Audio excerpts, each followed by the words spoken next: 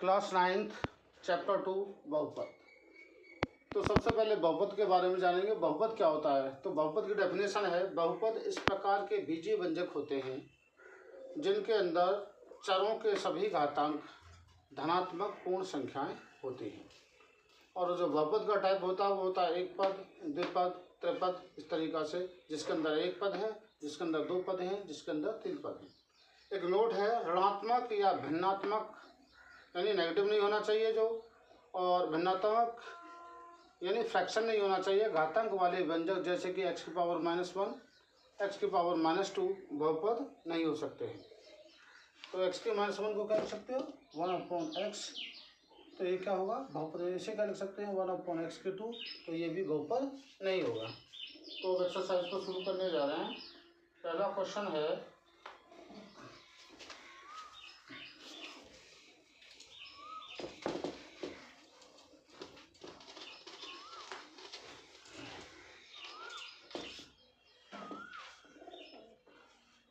First question यह बोला है, निम्नलिखित व्यंजकों कौन से एक चर में बहुपद, यानी बताना है हमें एक चर में बहुपद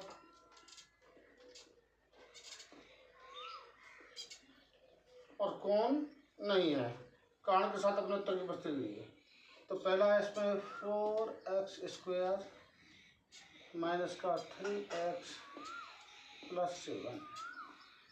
तो देखिए यहाँ पे x है, x ही चल रहा है। तो ये क्या हो जाएगा? एक चर में बहुपद, यानी एक ही चल रहा है, x चल रहा है। दूसरा है y² + √2। देखो अंक हो, अंक से दिक्कत नहीं है, लेकिन बीजीय व्यंजक नहीं होना चाहिए। यहाँ पावर पूरी है, अपने आप में अकेला है, तो ये भी क्या हो जाएगा? एक ही चर है। तो एक चर यानी एक ही टाइप का, एक चर में ये बहुपद होगा। तीसरा वाला देखेंगे, यह 3√t प्लस का t√2। तो यहाँ देखते हैं क्या आ रहा है। जो बीजीय व्यंजक है हमारा वो t रूट के अंदर है, तो ये बहुपद नहीं होगा, नहीं होगा।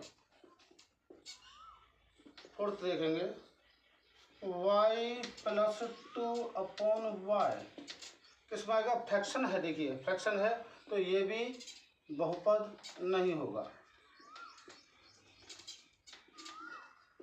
नहीं होगा बहुपद। पांचवा है x का 10 + y का 3 + t का 50। तो देखिए बहुपद तो यह है, क्योंकि ना तो फ्रैक्शनल है और ना अंडर रूट में चल रहा है। लेकिन एक पद ये हो गया, एक ये अलग है, ये अलग है। तो ये क्या होगा? तीन पद में बहुपद होगा, तीन पद में बहुपद होगा। पहला क्वेश्चन फिनिश हो गया तुम्हारा। सेकंड क्वेश्चन की ओर चलते हैं। देखिए दूसरा क्वेश्चन बोला है कि निम्नलिखित में से प्रत्येक में x² का गुणांक बताना है। पहला है 2 + x² + x। तो यहाँ पे क्या दिखाई दे रहा है? x² गुणांक क्या हो जाएगा तुम्हारा? प्लस का 1। दूसरा है 2 - x² + x³।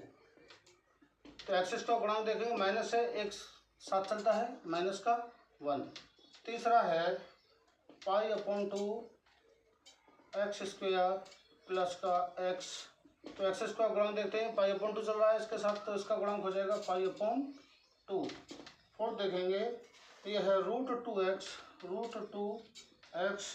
-1। तो यहाँ x² तो दिखाई नहीं दे रहा है, तो x² जब दिखाई नहीं रहा है तो गुणांक क्या हो जाएगा तुम्हारा? 0 हो जाएगा। सेकंड क्वेश्चन फिनिश हो गया। देखिए थर्ड क्वेश्चन बोल रहा है 35 घात का एक द्विपद बताना है, 100 घात का एक पद ही बताना है। तो 35 घात का द्विपद अपने ओर से ले सकते हो, 3x का 35 + 5। अपने ओर से कोई भी ले सकते हैं।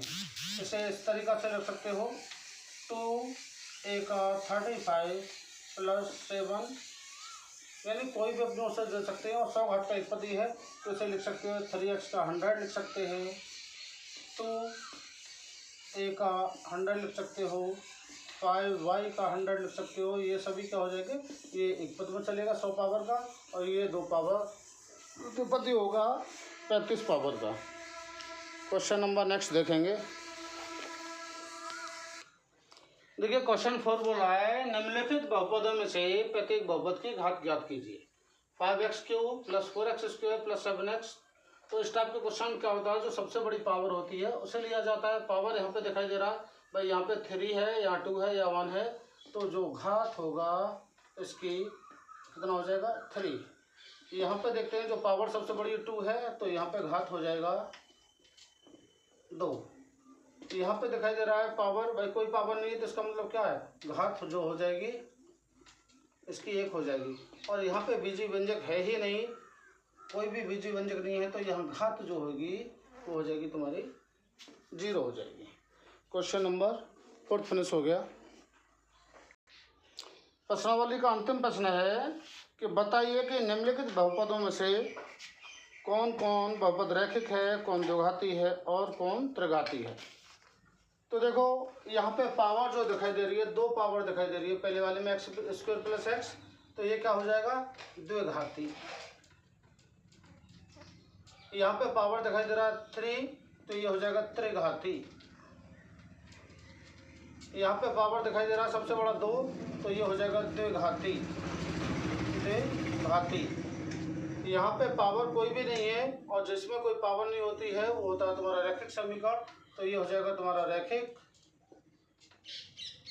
इसमें भी कोई पावर नहीं दिखाई दे रही, यानी पावर 1 है, जहाँ पावर 1 है वो समीकरण होगा तुम्हारा रैखिक।